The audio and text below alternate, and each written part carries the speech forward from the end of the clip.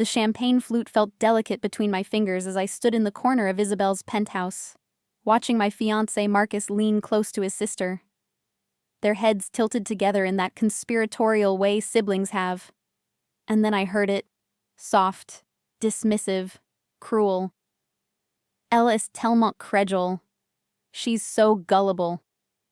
Before we jump back in, tell us where you're tuning in from, and if this story touches you, make sure you're subscribed, because tomorrow, I've saved something extra special for you.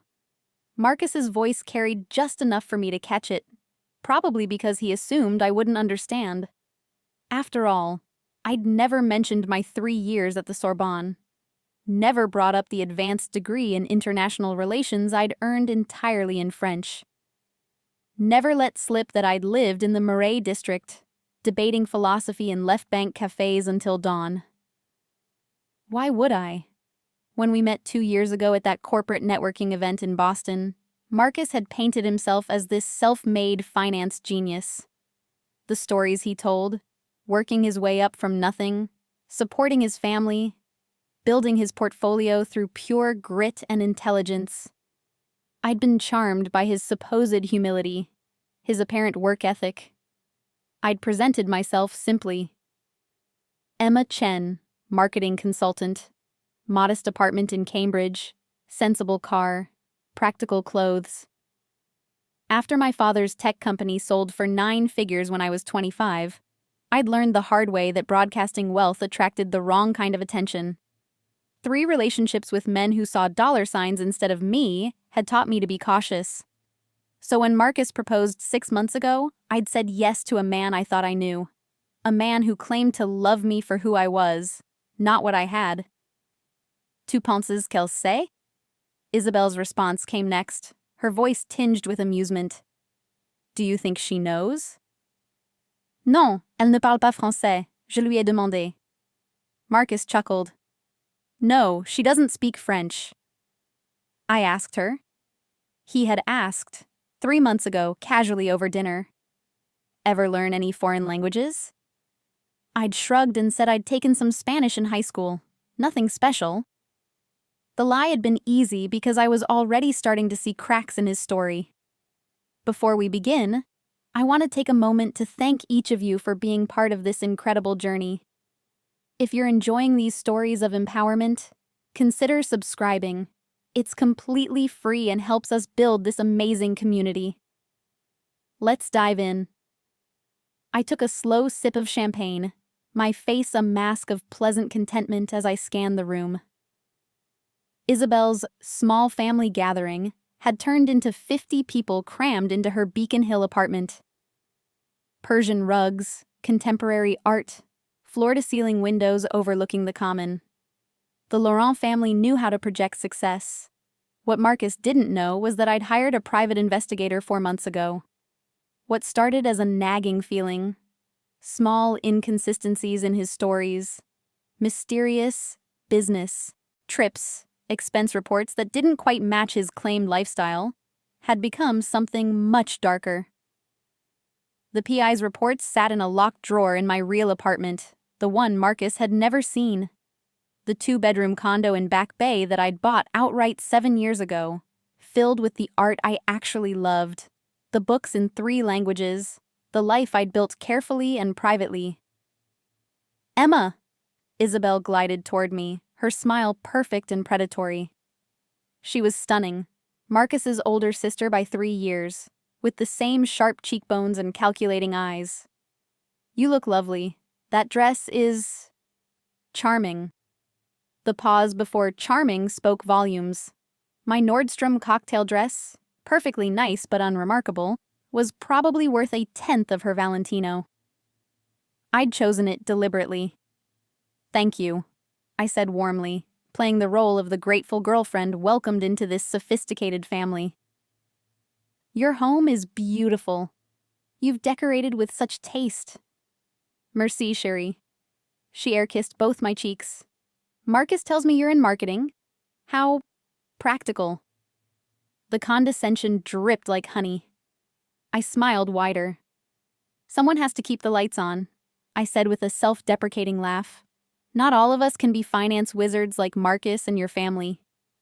Oui, c'est vrai. Isabelle's eyes gleamed. Yes, that's true. She was testing me, speaking French to see if I'd react. I kept my expression pleasantly blank, as if she'd just commented on the weather. Marcus appeared at my side, his hand possessive on my lower back. Having a good time, sweetheart? Wonderful, I said, leaning into him. Your sister has been so welcoming. Elle est mignonne, Isabelle said to Marcus, her smile sharp. She's cute.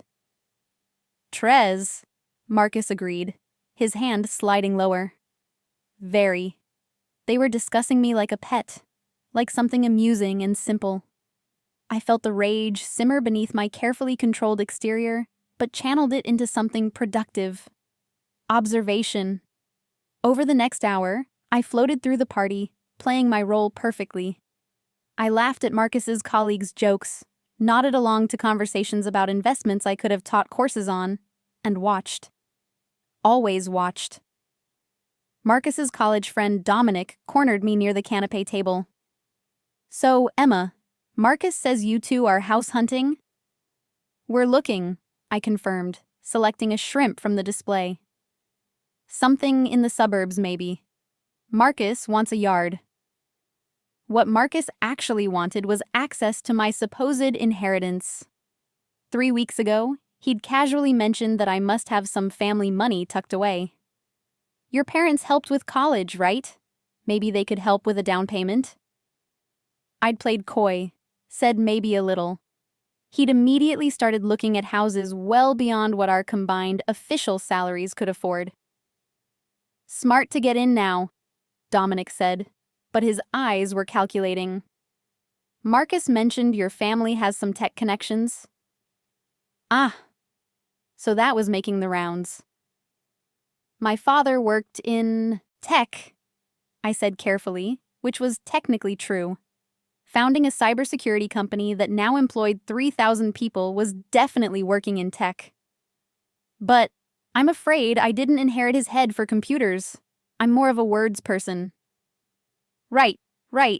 Marketing. Dominic nodded, already losing interest. Well, good for you for finding something you can do. The dismissal was so casual it was almost funny. These people, Marcus's people, had no idea they were talking to someone who'd negotiated contracts with Fortune 500 companies, who sat on 2 nonprofit boards under a carefully maintained pseudonym, who could buy and sell most of them without touching my principal investment accounts. I excused myself to the bathroom, needing a moment away from the performance. Isabelle's guest bathroom was all marble and gold fixtures, with French soap that probably cost more than my fake monthly rent. I pulled out my phone and opened the encrypted messaging app. A new report from Richard, my PI, had come through an hour ago. I'd been waiting for the right moment to read it. The subject line made my breath catch. Confirmed, secondary residence. My hands steady despite the adrenaline, I opened the file. Marcus had been maintaining an apartment in the Seaport district for 8 months. The rent, $4,500 monthly, was being paid through what he'd claimed was his business expense account. Richard had managed to get photos through the building's lobby cameras. Marcus entering alone. Marcus entering with a blonde woman, her hand in his back pocket. The same woman on 3 different dates over 6 weeks. The most recent photo was dated 5 days ago. There were more details. The woman's name was Natasha Kowalski. She worked at the same investment firm as Marcus. According to her social media, conveniently not set to private, she loved Paris, spoke fluent French, and posted regularly about her relationship with M. The photos showed them at restaurants I recognized, places Marcus had said he was going for client dinners. In one photo, Natasha wore a necklace I'd seen in Marcus's credit card statement 3 months ago. He'd told me it was a gift for Isabelle's birthday. I steadied myself against the marble counter, staring at my reflection. My face showed nothing. Years of practice had made me excellent at maintaining composure. But inside, the pieces were clicking together with painful clarity. Marcus wasn't just a liar about small things. He wasn't just casually cruel in private. He was running a con, and I was the mark. Another message came through from Richard. More to discuss. Available for call tonight. Urgent. I composed a quick response. After 10 p.m., secure line. Preparing and narrating this story took us a lot of time, so if you are enjoying it, like this video, it means a lot to us. Now back to the story. When I returned to the party, I found Marcus holding court near the windows, surrounded by his family and friends. His mother, Catherine, was there, elegant in Chanel, her silver hair perfectly coiffed. She'd been coolly polite to me since we met, the kind of politeness that made clear I wasn't quite good enough for her son. "Emma, dear," Catherine said as I approached. "We were just discussing wedding plans. Have you and Marcus set a date?" "We're thinking next spring," I said, sliding under Marcus's arm. "Something intimate, maybe." "Intimate?" Catherine's eyebrow arched. "But darling, Marcus is from such a prominent family. Surely you'll want something that reflects that." "Je suis d'accord," Isabelle added, appearing with fresh champagne. "Une petite cérémonie serait disappointing." "I agree. A small ceremony would be disappointing." She said that last word in English, making sure I understood at least that part. "We want Emma to feel comfortable," Marcus said smoothly, but his hand tightened on my waist. "She's not used to larger events." The implication was clear. I was too simple, too unsophisticated for the Laurent family's standards. Better to keep the wedding small so I wouldn't embarrass them. "Of course," I murmured, playing the grateful, overwhelmed fiancé. "I just want Marcus to be happy."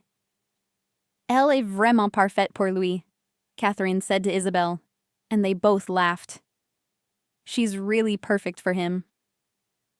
The laughter wasn't kind.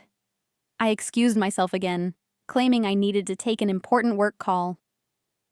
This time I stepped onto Isabelle's balcony, the November air sharp and cleansing. Below, the lights of Boston spread out like a glittering web. My phone buzzed. A text from my best friend Sophia, one of the few people who knew my real financial situation. "How's the party? Do I need to bail you out?" I typed back, "Discovered fiancé has secret apartment and girlfriend. Family thinks I'm trash." Still smiling. Her response was immediate. "Get out now!" "Not yet," I replied. "I have a plan." And I did. As I stood there in the cold, listening to the muffled sounds of the party behind me, the plan crystallized with perfect clarity. I'd spent 2 years playing small, playing poor, playing harmless. I'd watched Marcus show his true colors slowly, like a photograph developing in solution. I'd documented everything while presenting myself as exactly what they expected. Gullible, unsophisticated, grateful. Now it was time to flip the script. I pulled up my contacts and scrolled to a name I hadn't used in 6 months. Michelle Laurent. Marcus's cousin, the black sheep of the family.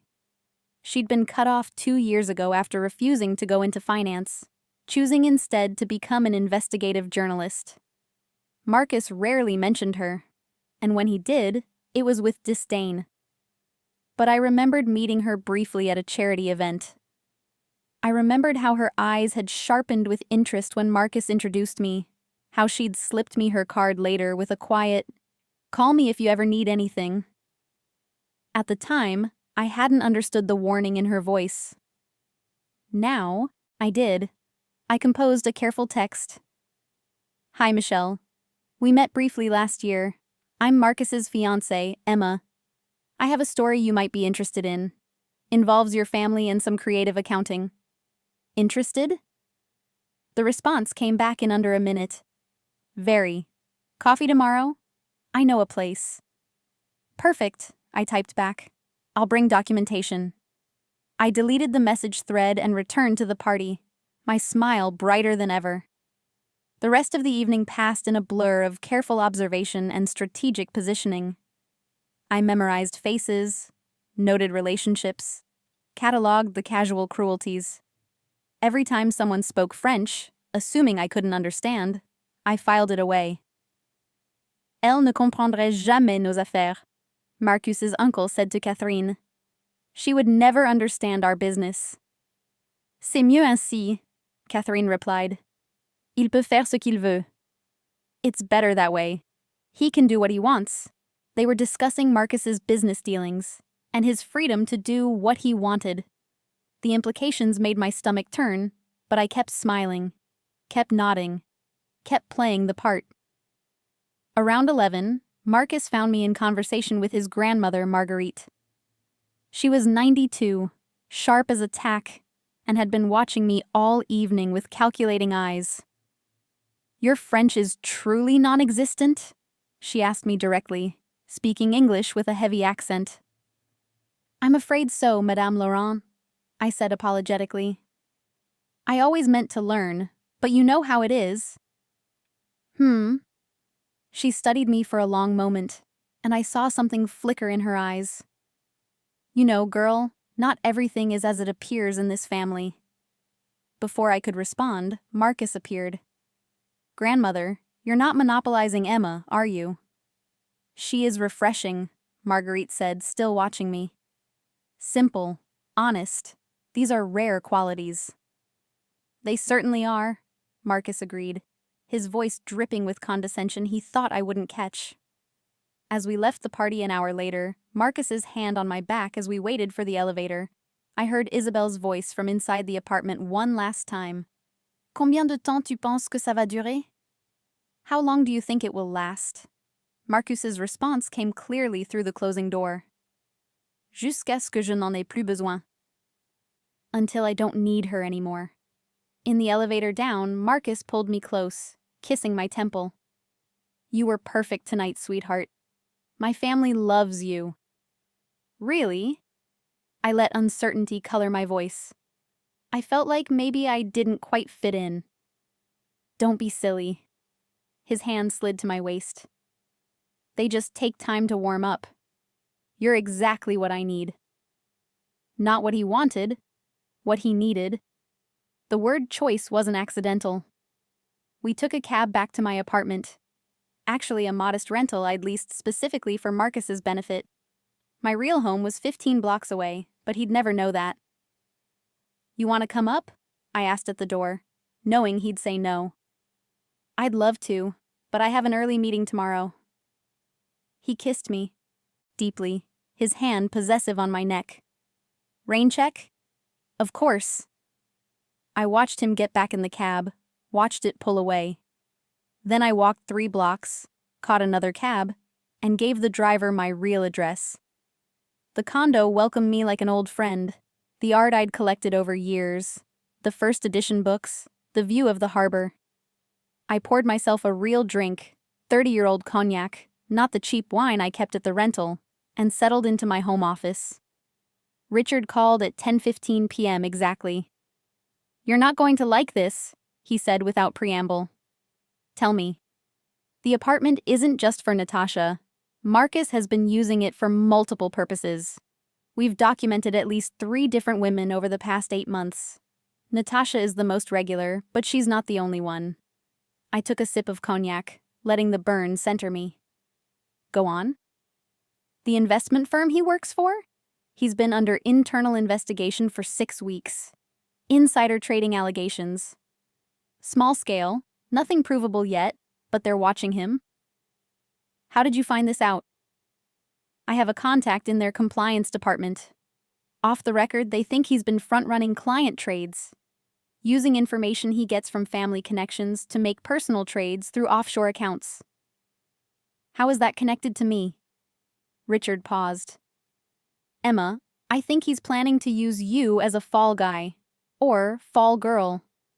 If the investigation goes public, having a fiancé who supposedly has family tech money and connections gives him a convenient explanation for his gains. He can claim you are the source of information, that he didn't know it was illegal. The cognac suddenly tasted bitter. There's more, Richard continued. His conversation with his sister tonight. We had surveillance on the building. I have audio of them after you left. And? Isabelle asked him when he was going to seal the deal and get access to your real money. Marcus said soon. He's planning to rush the wedding, get joint accounts set up, and then the phrase he used was, extract what I need before she realizes what's happening. I stared at the harbor lights, processing. They think I have money? They think your family has money. Tech money. They've been investigating your background, but you've covered your tracks well.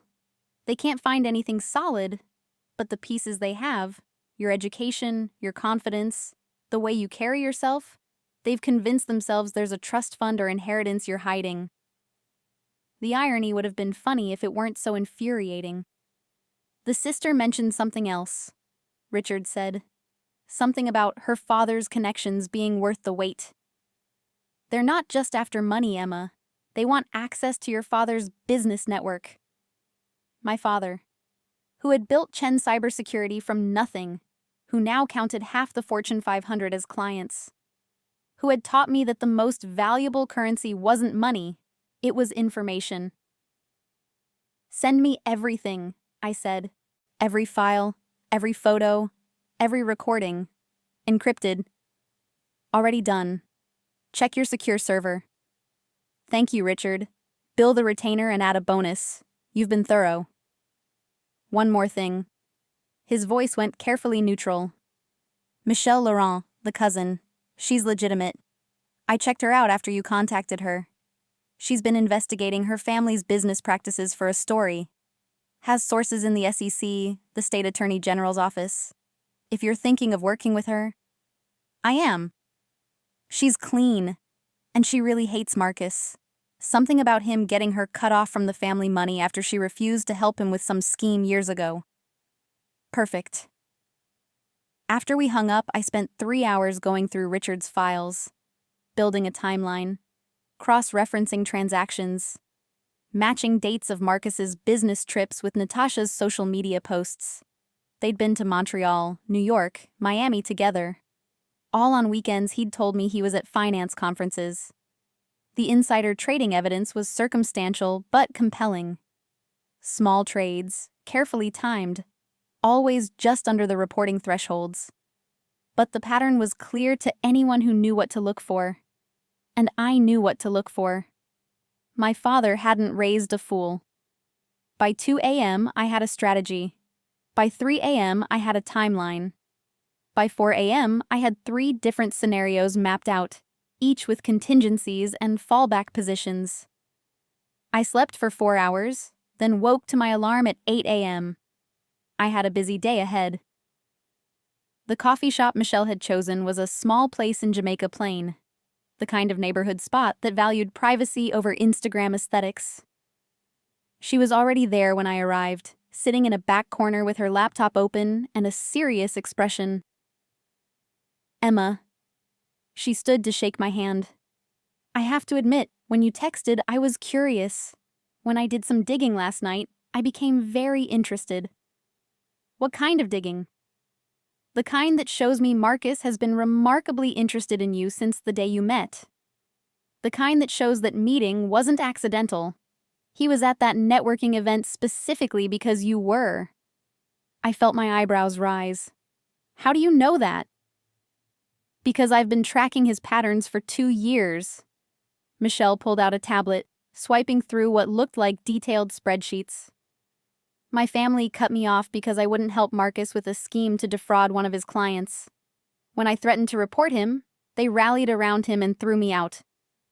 I'm sorry. Don't be. It freed me to do what I do best. Investigate. And I've been building a case against the Laurent family business practices ever since.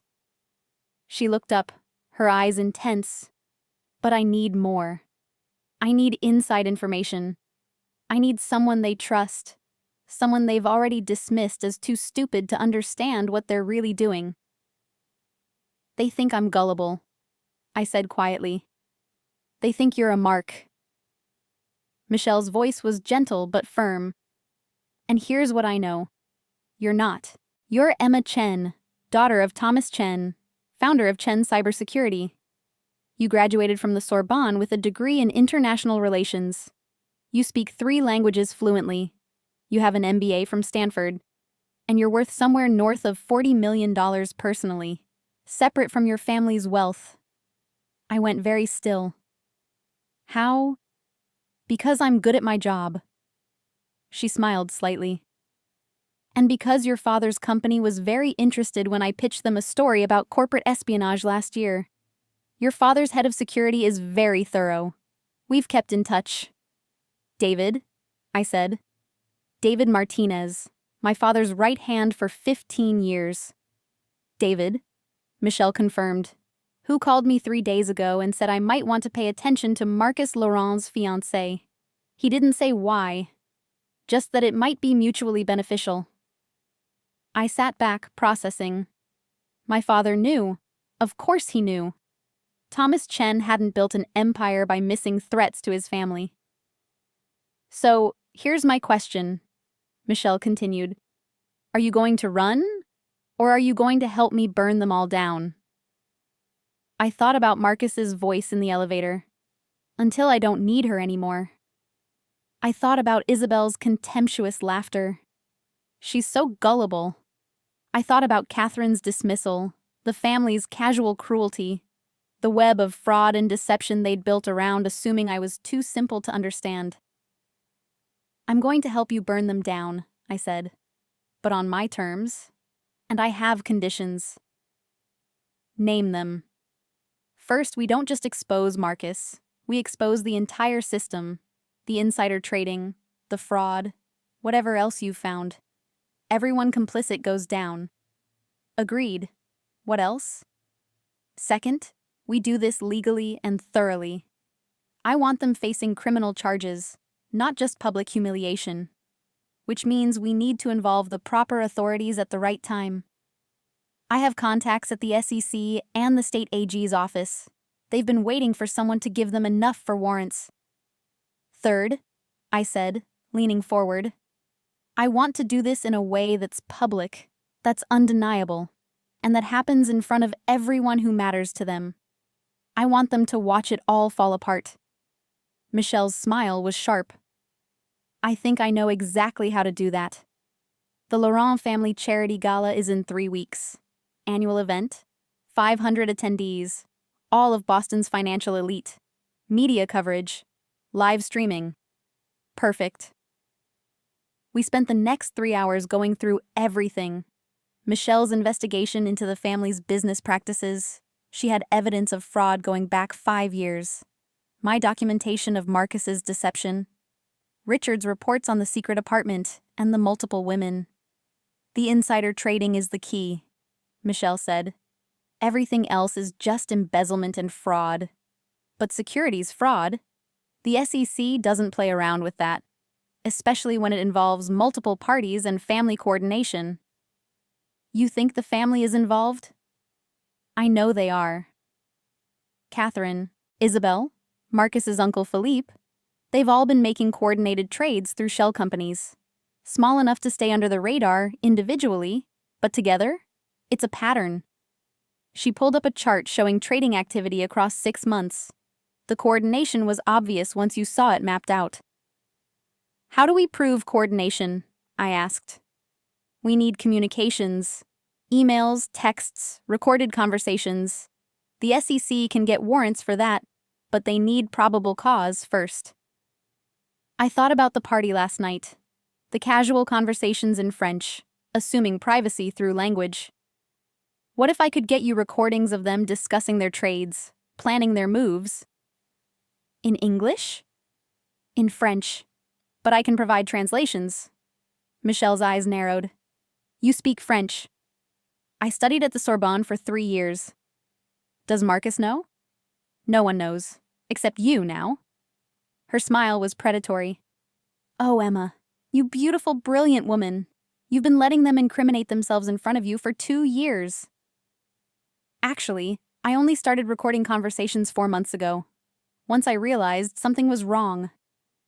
I pulled out my phone, opening the secure recording app I'd been using. I have about 40 hours of audio from various family events. All time-stamped, all saved to cloud storage with authenticated backups. That's incredible. Michelle was already typing notes. But we need to be careful about recording laws. Massachusetts is an all-party consent state. I know, which is why I recorded everything in private spaces where I had explicit permission to be. Family homes, offices they invited me into. And I always had my phone visible. No hidden recordings, no secret devices. Just a phone sitting on a table that no one paid attention to. Smart. And the French conversations? They assumed privacy through language. But there's no legal expectation of privacy for a language you choose to speak in a non-private setting, especially when you've invited someone into that setting. Michelle stared at me. You've been planning this. I've been protecting myself, I corrected. There's a difference. I didn't know what I'd need the recordings for. I just knew something was wrong. We worked through lunch, building a timeline and a strategy. Michelle would coordinate with her contacts at the SEC, providing enough evidence to open a formal investigation. I would continue playing my role, gathering more evidence and preparing for the final revelation. The gala is the perfect venue, Michelle said. But we need something dramatic, something that makes it undeniable. An idea was forming. What if I gave a speech? At the gala? Why would they let you speak? Because I'm going to make a donation, a big one, in honor of Marcus and his family's commitment to financial ethics. Michelle's laugh was sharp and delighted. How big? Big enough that they can't refuse. Say, $5 million? That's a significant amount. It's a significant statement. I smiled. And I'll make sure the press knows it's coming from the Chen Family Foundation. They'll be so excited about the publicity and the money that they won't question the speech. And during the speech? During the speech, I'll tell them exactly who I am, what I know, and what's about to happen to them. The SEC will need to move immediately after, otherwise they'll destroy evidence. Can your contacts coordinate that? If we give them enough advance warning and enough evidence for warrants, yes. They can have agents ready to serve papers the moment you finish speaking. We looked at each other across the coffee shop table. Two women who'd both been underestimated by the same family, both ready to prove just how dangerous that underestimation could be. 3 weeks, Michelle said. We can do this in 3 weeks. Then let's get to work. The next 3 weeks were a masterclass in deception and preparation. I continued playing the devoted, slightly dim fiancé. I went to family dinners, smiled through their French conversations, and documented everything. Marcus grew more attentive as the wedding planning accelerated. He wanted to move the date up, get married in January instead of spring. Why wait? He said. I love you. Let's start our life together. What he meant was, let's get joint accounts set up before you figure anything out. I agreed with breathless enthusiasm, all while secretly photographing his laptop when he left it open at the rental apartment, forwarding incriminating emails to my secure server, building an unassailable case. Natasha made an appearance at a family dinner 2 weeks before the gala. She was introduced as a colleague, and I watched her hand linger on Marcus's arm a beat too long. Watched his eyes follow her across the room. Watched Isabelle smirk at the performance. Elle ne remarque rien, Catherine murmured to Philippe. She doesn't notice anything. But I noticed everything. I noticed the coordinated trading pattern that Michelle and I had mapped. I noticed the offshore accounts that Richard had traced. I noticed the web of lies and fraud and casual cruelty that the Laurent family had built their empire on. And I was ready to tear it all down. The day before the gala, I met with Michelle one last time. The SEC had their warrants ready. The state attorney general's office had a task force prepared. My father's security team, unbeknownst to Marcus, had been coordinating with law enforcement to ensure every piece of evidence was properly authenticated and documented. You're sure about this? Michelle asked. Once you do this tomorrow night, there's no going back. The family will know you deceived them. Marcus will know. It's going to get ugly. They deceived me first, I said quietly. They looked at me and saw a mark. Someone to use and discard. They never saw a person. They never saw me. Tomorrow they will. I smiled. Tomorrow everyone will. That night, Marcus took me to dinner. An expensive restaurant in the North End. Candlelight and wine and his hand warm over mine. I love you, he said, his eyes earnest. You know that, right? I know, I lied. Tomorrow's gala is going to be amazing. My family is so excited about your donation. It means a lot to them that you're honoring us that way. It means a lot to me, too, I said truthfully. It did mean a lot, just not in the way he thought. He leaned across the table, cupping my face. After tomorrow, everything changes. We'll set up our joint accounts next week.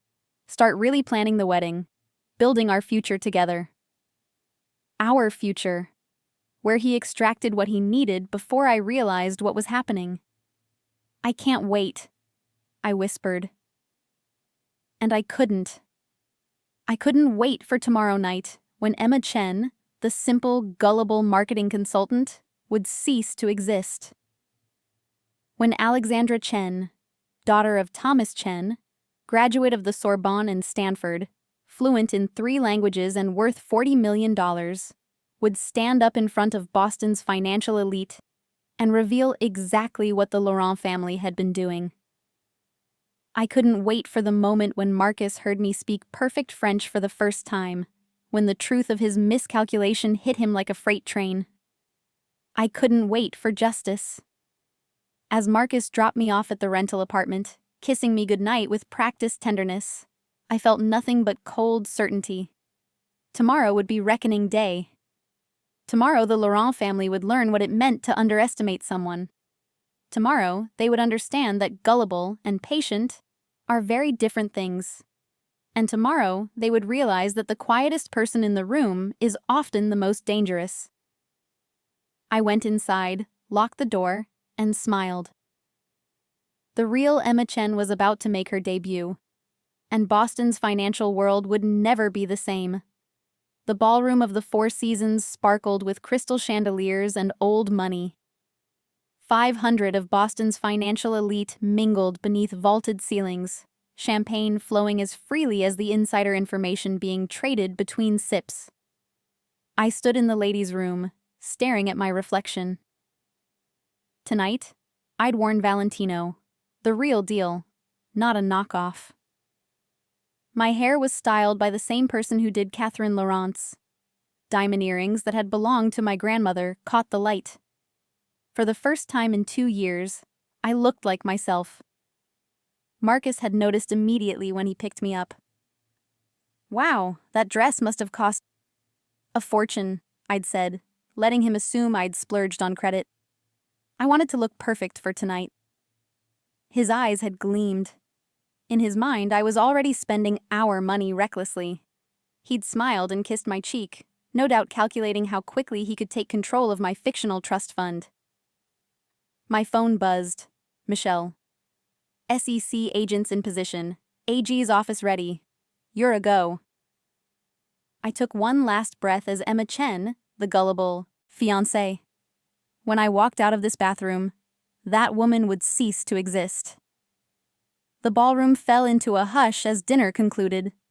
Philippe Laurent took the stage, his silver hair and expensive suit projecting gravitas. Ladies and gentlemen, tonight we have a special announcement. A generous donation to our foundation from someone very dear to the Laurent family. Marcus squeezed my hand from his seat beside me. That's you, sweetheart. Go on up. I stood, smoothing my dress. Isabelle leaned toward Catherine, whispering in French. Combien tu paries qu'elle trébuche en montant? How much do you bet she trips going up? They laughed quietly. I walked to the stage with perfect posture, years of deportment training don't fade, and took the microphone from Philippe. The spotlight was warm on my face. Good evening, I began, my voice clear and strong. My name is Emma Chen. Many of you know me as Marcus Laurent's fiancée, the quiet, simple girl who somehow caught the eye of one of Boston's most eligible bachelors. Marcus beamed from his seat, completely missing the edge in my tone. Tonight, I'm here to announce a $5 million donation to the Laurent Foundation for Financial Ethics. I paused as applause rippled through the room. But before we celebrate, I'd like to share why this cause is so personal to me. Catherine's smile was indulgent. Marcus looked proud. Isabelle was already on her phone, probably texting friends about the money. You see, I come from a family that values integrity. My father, Thomas Chen, built Chen Cybersecurity on the principle that trust is everything in business. When someone lies to you, when they deceive you for personal gain, it doesn't just break trust. It breaks something fundamental about how society functions. The room was very quiet now. Marcus's smile had frozen slightly. For the past 2 years, I've been getting to know the Laurent family, and I've learned so much. I smiled, letting it turn sharp. For example, I've learned that Marcus has been maintaining a secret apartment in the seaport, that he's been seeing multiple women there, including Natasha Kowalski, who I believe is sitting at table 12. Gasps erupted. Heads turned. Natasha's face went white. Marcus, chérie, I said, switching effortlessly to French. Tu pensais que je ne comprendrais jamais, n'est-ce pas? You thought I would never understand, didn't you? His face drained of all color. J'ai étudié à la Sorbonne pendant 3 ans. I continued in flawless French. J'ai vécu à Paris. Je parle couramment le français. Et pendant 2 ans, j'ai écouté chaque mot que ta famille a dit, en pensant que j'étais trop stupide pour comprendre. I studied at the Sorbonne for 3 years. I lived in Paris. I speak French fluently. And for 2 years I've listened to every word your family said, thinking I was too stupid to understand. The ballroom had erupted in shocked murmurs. Marcus stood, his face a mask of panic and rage. Emma, what are you? Asides-toi, Marcus, I said coldly. Sit down, Marcus. I'm not finished. Security had moved to block the exits. Michelle's work. I turned back to the crowd, switching to English. I've also learned that Marcus, along with his mother Catherine, his sister Isabelle, and his uncle Philippe, have been engaged in systematic insider trading for at least 5 years. They've been using family connections, coordinating trades through shell companies, and making millions while defrauding their clients. This is slander, Philippe shouted, standing. You have no proof. Actually, I said, pulling a small remote from my clutch, I have extensive proof. The screens behind me lit up with the first document, a chart showing coordinated trading patterns across 6 months. This is your trading activity, cross-referenced by timing and company. Note how Felipe's independent trades always happen within 48 hours of Catherine's, which always follow Marcus's client meetings by 72 hours. I clicked to the next slide. Here are the shell companies you used, registered in Delaware, managed through a firm in the Caymans, but all tied back to Laurent family members through a web of holding companies. Catherine was on her feet now, her face twisted with fury. You little bitch! Non, Madame Laurent, I said in French. Je ne suis pas celle qui a triché, menti et volé. C'est vous. No, Madame Laurent. I'm not the one who cheated, lied, and stole. That's you. I clicked through more slides. Emails between family members discussing trades, screenshots of text messages coordinating timing, bank records showing the flow of money. Every piece authenticated, time-stamped, legally obtained. I've been recording your conversations for months, I said. Every family dinner where you discussed your schemes in French, assuming I couldn't understand. Every casual comment about the stupid fiancé who would never catch on. All of it documented, translated, and provided to the Securities and Exchange Commission. Marcus was trying to push toward the stage, but security held him back. You set me up. This is entrapment. Entrapment requires law enforcement inducement, I said calmly. I'm not law enforcement. I'm just a woman who recorded conversations in spaces where I was legally present, with devices in plain sight. You chose to incriminate yourselves in front of me. That's not entrapment. That's stupidity.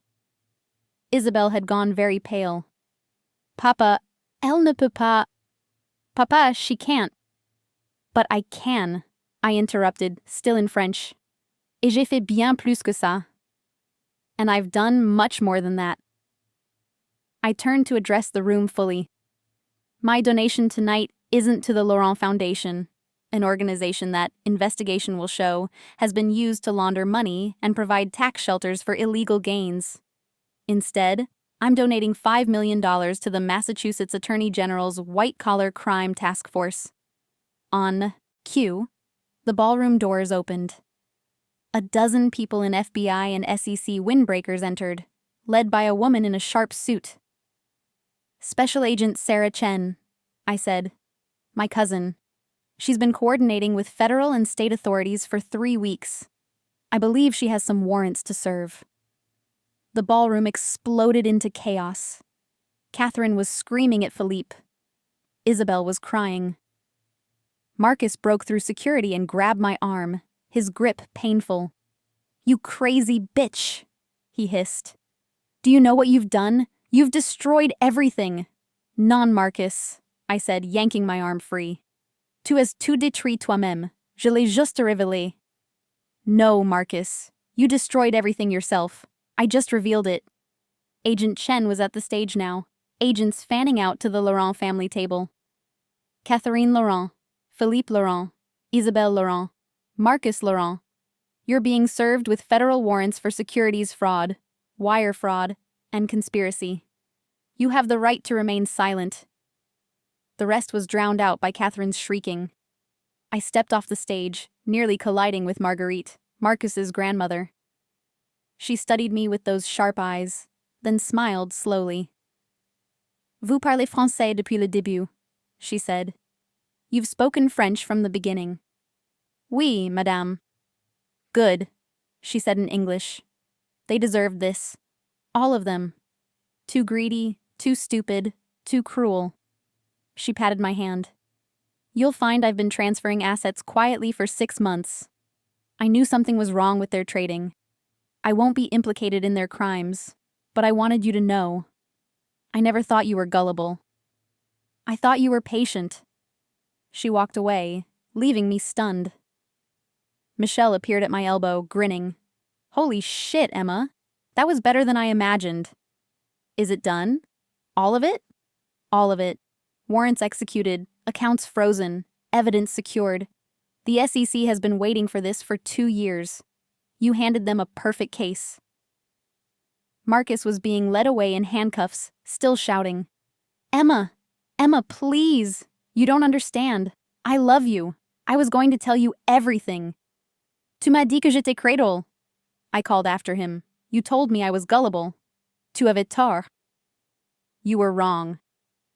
The crowd parted for the agents and their suspects. Cameras flashed. Michelle's journalist colleagues, tipped off and ready. This would be front-page news by morning. Natasha tried to approach me, mascara running. I didn't know about the fraud. I swear, I just thought he was cheating. You knew enough, I said coldly. You wore jewelry he bought with stolen money. You vacationed on trades that destroyed people's retirement accounts. Maybe you didn't know the details, but you knew something was wrong. She fled toward the bathrooms, sobbing. The gala dissolved into pandemonium.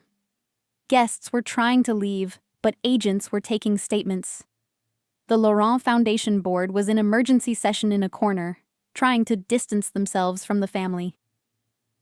Lawyers were arriving, phones were ringing, and the carefully constructed facade of Boston's financial elite was crumbling in real time. I found a quiet corner near the windows, looking out at the city lights. My phone rang. My father. Bao Bao, he said, using his childhood nickname for me. Precious treasure. David just called. He said you brought down the Laurent family. I brought down criminals, I corrected. They tried to use me, Baba. They thought I was stupid. His laugh was warm. Anyone who thinks my daughter is stupid deserves what they get. Are you safe? I'm safe, Cousin Sarah is here. Good. Come home soon. Your mother wants to make you dumplings. I will, Baba. Thank you for trusting me to handle this. You are my daughter. You handle everything. He paused. The donation to the AG's office? That was smart. Better use of money than any trust fund. After we hung up, I stood there watching the chaos I'd created. 2 years of playing small, of being dismissed and mocked and underestimated. 2 years of careful planning, meticulous documentation, strategic patience. All for this moment. Emma Chen? I turned to find a young woman, probably mid-20s, in an evening gown. Yes? I'm Rebecca Morrison. My father worked for Marcus's firm.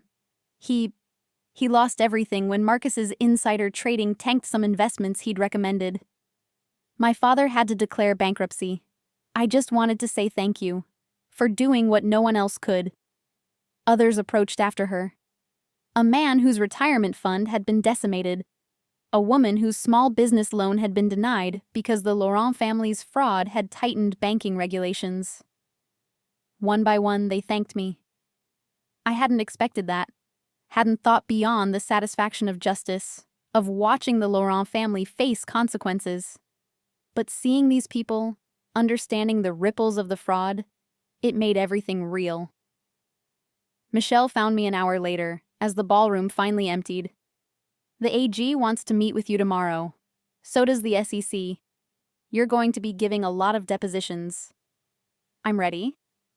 The press is calling you the avenging angel. One paper is running with From Gullible to Gone Girl. You're about to be very famous. I grimaced. I don't want to be famous. Too late. You just took down one of Boston's most prominent financial families on live camera while speaking perfect French. That video is already viral. She showed me her phone.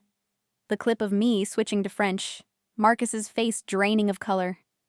It had 3 million views in 2 hours. At least make them spell my name right. I sighed. We left through a service exit, avoiding the press. My real apartment, my actual home, welcomed me like a sanctuary. I kicked off the Valentino heels, poured a glass of wine, and sank into my couch. My phone buzzed with messages. Sophia. You magnificent badass. David. Your father is proud. So am I. Sarah. Best. Bust. Ever. And then surprisingly one from Marguerite Laurent. You spared me because I was kind to you once. Thank you. I will testify against them. They deserve everything they get. Over the next 6 weeks, the Laurent empire crumbled completely. Marcus, Catherine, Philippe, and Isabelle were all indicted on multiple counts of securities fraud, wire fraud, and conspiracy. The evidence was overwhelming. My recordings, the documents, the bank records, and testimony from insiders who flipped once they realized the case was airtight. Marcus's firm fired him immediately and cooperated with investigators to avoid their own prosecution. Natasha lost her job too, though she wasn't charged. She'd been a useful idiot, not a conspirator. The secret apartment was raided, revealing not just evidence of affairs but also documents Marcus had been hiding from investigators. His passport was flagged when he tried to flee to Monaco. He was denied bail after the court determined him a flight risk. Michelle's story ran in the Globe 3 days after the gala. How one woman's patient deception brought down a financial dynasty. It detailed everything: my true background, the 2 years of gathering evidence, the recordings in French. She'd interviewed some of the Laurent family's victims, giving faces to the people who'd lost money to their schemes. The SEC filed a civil suit seeking $47 million in restitution. The criminal cases promised decades in prison if convicted. I testified before a grand jury, providing evidence and translations. My French professor from the Sorbonne even flew in to authenticate my fluency and confirm my credentials, just to shut down any defense arguments that I'd somehow fabricated the translations. 2 months after the gala, I met Marguerite for tea at the Four Seasons. in a private room far from the ballroom where her family's world had ended. "They blame me, you know," she said, stirring honey into her Earl Grey. "For not warning them. For not stopping you. I'm sorry you've been caught in the fallout." "Don't be." She smiled, and it was sharp and satisfied. "I built my fortune separate from my son's schemes. I'll be fine. And watching them face justice? That's worth the family drama." "Why did you help me?" I asked. "That night you warned me. You could have said nothing." "Because I was once like you," she said quietly. "When I was young, my husband's family thought I was just a pretty French girl who didn't understand business. They stole from me, cheated me. By the time I understood what was happening, I'd lost everything. But you rebuilt." "I did. Alone. Without family. It was hard." She looked at me over her teacup. "You are smarter than I was. You saw the trap before it closed. And you had the courage to fight back. I wanted you to succeed where I failed." We talked for another hour. About Paris. About business. About the particular challenges of being a woman in a world that mistakes quietness for weakness. When we parted, she kissed both my cheeks. "Au revoir, ma chère, et bonne chance." "Goodbye, my dear. And good luck." "Merci, Madame Laurent, pour tout." "Thank you, Madame Laurent. For everything." The trials began in the spring. I testified for 2 days, walking the jury through every recording, every document, every piece of evidence. Marcus's lawyer tried to discredit me, claimed I'd manipulated him, that I'd seduced him as part of some elaborate scheme. The prosecution shut that down fast.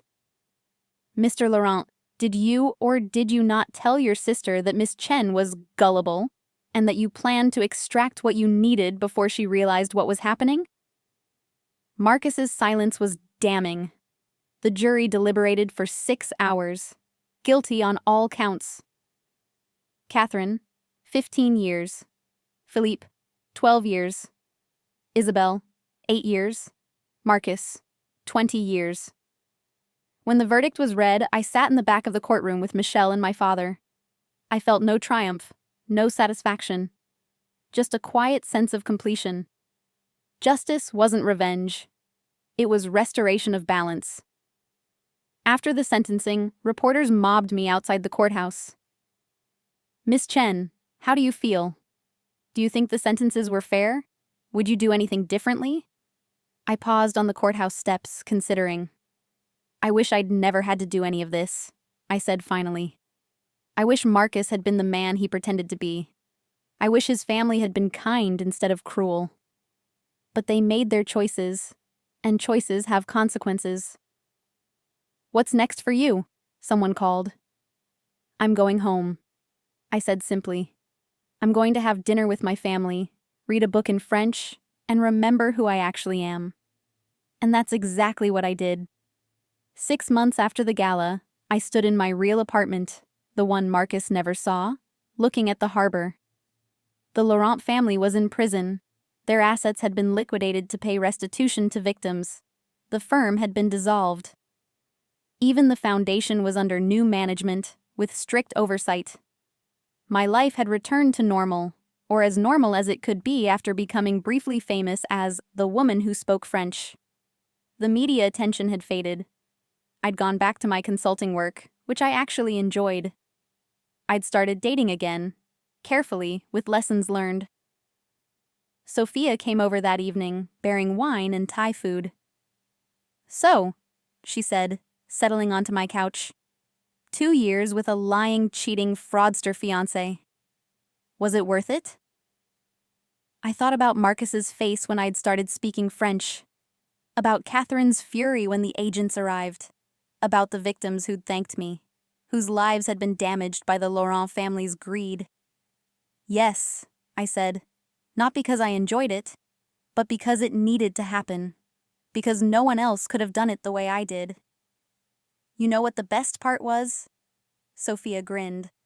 "The video of you switching to French, Marcus's face. That moment when he realized he'd miscalculated everything. It's iconic. It was satisfying, I admitted. So what now? Back to the dating apps? Maybe be honest about your net worth this time? I laughed. Maybe. Or maybe I'll take a break from romance and focus on myself for a while. Revolutionary concept, Sophia said dryly. We ate Thai food and watched terrible reality TV, and it was perfectly ordinary. And perfect. A year after the gala, I received a letter. Prison mail, processed and inspected. It was from Marcus. I almost threw it away, but curiosity won out. Emma, I know I have no right to contact you. I know what I did was unforgivable. But I need you to know I'm sorry. Not for getting caught, though that part obviously sucks, but for not seeing you. The real you. You were right there in front of me the whole time. Smart, capable, patient, strong. And I was so busy looking for a mark that I missed the actual person. My lawyer says I'll serve at least 15 years. I've had a lot of time to think. About the choices I made. About who I became. About how I treated you. You were never gullible. I was arrogant. There's a difference. I don't expect forgiveness. I just wanted you to know that I finally understand what I lost. Not your money. Not your connections. You. The person you actually are. I hope you find happiness with someone who deserves you. Someone who sees you from the beginning. Marcus. I read it twice, then put it in my desk drawer. Not as a keepsake, but as a reminder. Of how close I'd come to marrying someone who only saw what he wanted to see. Of how dangerous it was to make yourself small for someone else's comfort. And of how powerful it was to be underestimated and to prove everyone wrong. I never wrote back. 2 years after the gala, I went back to Paris. Just for a week to visit old haunts and remember who I'd been before Marcus Laurent entered my life. I sat in a cafe in the Marais, drinking coffee and reading Le Monde. The waiter, an older man with kind eyes, noticed my American accent when I ordered. Vous parlez très bien français? He said. You speak French very well. Merci, j'ai étudié ici. Thank you, I studied here. Et maintenant? And now? Maintenant, je me souviens juste de qui je suis. Now, I'm just remembering who I am. He nodded sagely. C'est le plus important. That's the most important thing. I finished my coffee, left a generous tip, and walked through the streets I'd loved as a student. The city hadn't changed, but I had. I was older, wiser, scarred but stronger. I pulled out my phone and texted Michelle. In Paris, thinking about the gala. Still can't believe we pulled it off. Her response came quickly. We didn't pull it off. You did. I just helped. How's Paris? Beautiful, just like I remembered. Good, enjoy it. You earned it. I did enjoy it. Every moment, every cafe, every bookstore, every sunset over the Seine. And when I came home as myself. Not the woman Marcus thought I was. Not the persona I'd created to protect myself. Just Emma Chen. Daughter, friend, survivor, fighter. And that was enough. Epilogue. 5 years after the gala, I'm still in Boston. Still consulting. Still living in my apartment with the harbor view. I'm on the board of 3 nonprofits now, all focused on financial literacy and protecting consumers from fraud. Michelle won a Pulitzer for her investigative series on white-collar crime in Boston. We still have coffee every month. Marcus is in a federal prison in Pennsylvania. His mother and sister are in a minimum security facility in Connecticut. Philippe died 2 years into his sentence. Heart attack. The Laurent family name is synonymous with fraud in Boston. Their firm's building was sold and torn down. A memorial to their victims now stands in its place. I met someone last year. His name is David, and he's a high school teacher. When we met, I told him everything on the second date. Who I am, what I'm worth, What happened with Marcus? He listened to the whole story, then said, "So you speak French?" Fluently. "Say something." "Quoi?" "What?" He grinned. "I have no idea what that means, but it sounds sexy." We're taking it slow. He knows exactly who I am. All of it. The good, the complicated, the millions in the bank, and the trauma from 2 years with a con artist. And he loves me anyway. Sometimes people ask me if I regret those 2 years with Marcus. If I wish I'd walked away sooner. I don't regret it. Those 2 years taught me that patience is a weapon, that kindness doesn't mean weakness, and that the quietest person in the room is often the most dangerous. They taught me that being underestimated is a gift, if you're smart enough to use it. And they taught me that justice, real justice, is worth waiting for. Elle is tellement crédule. She's so gullible. Marcus whispered those words in French, thinking I'd never understand. But I understood everything. I always had. And that made all the difference. Up next, you've got 2 more standout stories right on your screen. If this one hit the mark, you won't want to pass these up. Just click and check them out. And don't forget to like, subscribe, and turn on the notification bell so you don't miss any upload from us.